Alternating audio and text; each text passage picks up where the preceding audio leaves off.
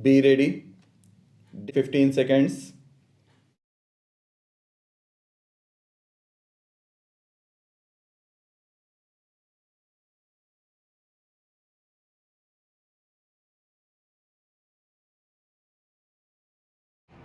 It is today a rare day in my life having to introduce a friend of 50 years from whom I have borrowed a great deal, from whom I have learnt a great deal. I think it was Lord Keynes who said that in human affairs one should not minimize the role of vested interest. But he had the courage to say that, in his view, in the long run, ideas are probably more influential than vested interests. Professor Sen's writings, his life, his work are a standing monument to the living truth embodied in Lord Keynes' that famous quote.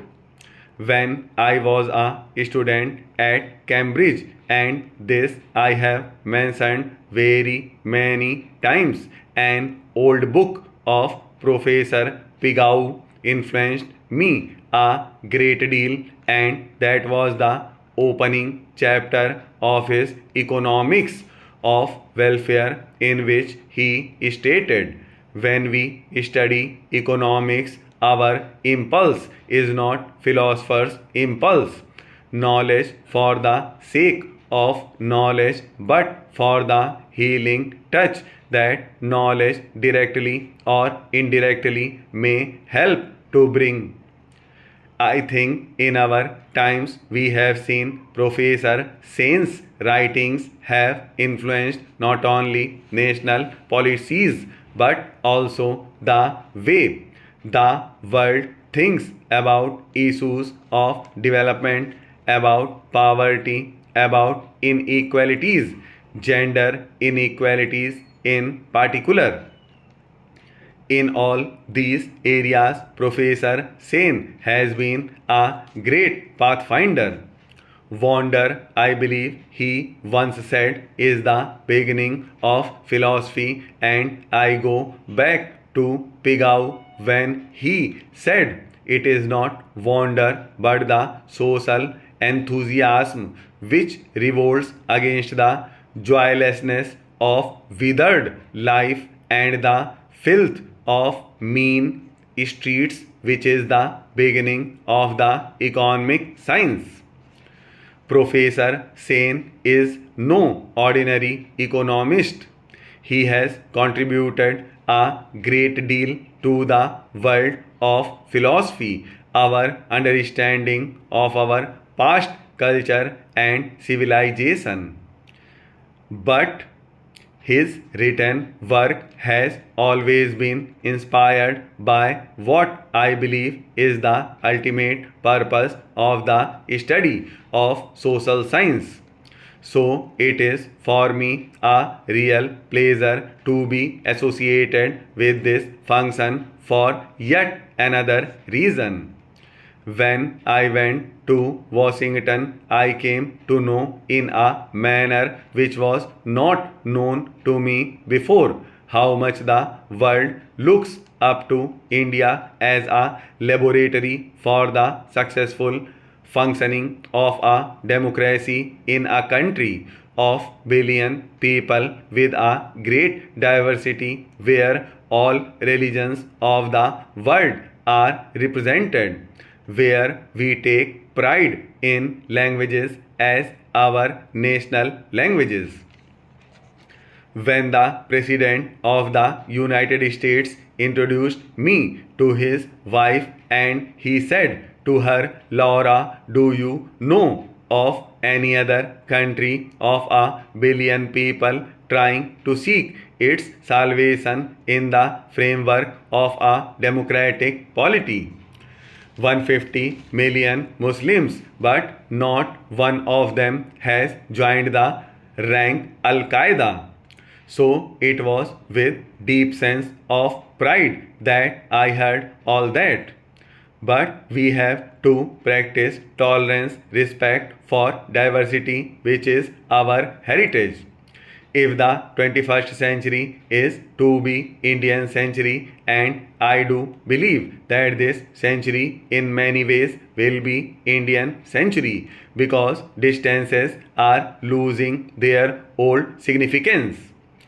Advances in science and technology have made it possible as never before that chronic poverty not to be the inevitable lot of a majority of humankind. Almost most societies of the future, thanks to the revolution in transport, in communication, will be multicultural and multi-ethnic. And how then to reconcile the management of this globalization processes with the search inherent in all human beings of searching for their roots. And I think in that quest, our culture, our civilization, our history, I do believe will have important guides.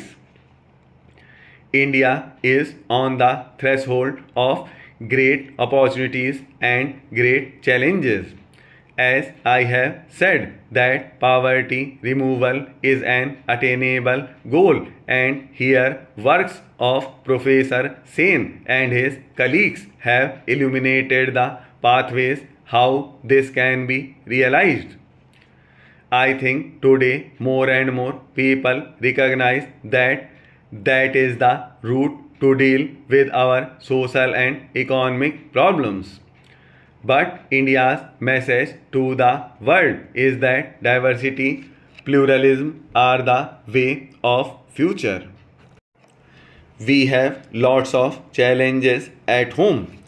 At times, skepticism, to which Professor Sen has so brilliantly referred in this new book, takes us in many directions. Sometimes it breeds cynicism. I recall I was in 1975 in Paris attending the meeting of the Aid India Consortium, and I think the declaration of emergency was introduced while meeting was on. And if a French social scientist of mine said, Dr. Singh, well, inevitable has happened. Liberal democracy is not meant for people at low standards of living that India has. So, this is a luxury you cannot afford, and you have proved that skeptics right. For 57 years, we have kept the faith with some aberrations, but a lot has to be done. I think the thinking segment of our population has to give this lead. The eternal India and essence of Indian culture and civilization, and here Professor Sen has captured the true essence of what it is. I am delighted to participate in the concluding celebrations of the Golden Jubilee of SN College in Kerala. Meeting students and young people is always a matter of joy for me. I see in their eyes that sparkle and faces that dream.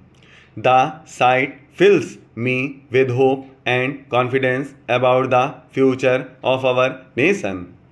This hope and confidence in the future of India, however, increases multifold when I come to a college like this, which is itself the creation of a revolutionary dream, a dream born in the trials, tribulations, and turbulence of India's freedom movement.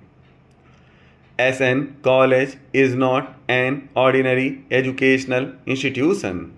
It is the product of a social revolution inspired by the teachings and the personal mission of one of the greatest reformers of modern India, Sri Narayana Guru.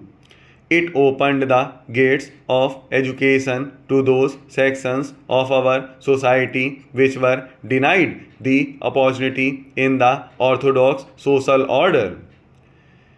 It thereby established the principle that education, including higher education, is the birthright of every human being, of the poor as well as of the rich, of the so-called backward classes as much as the forward classes in society.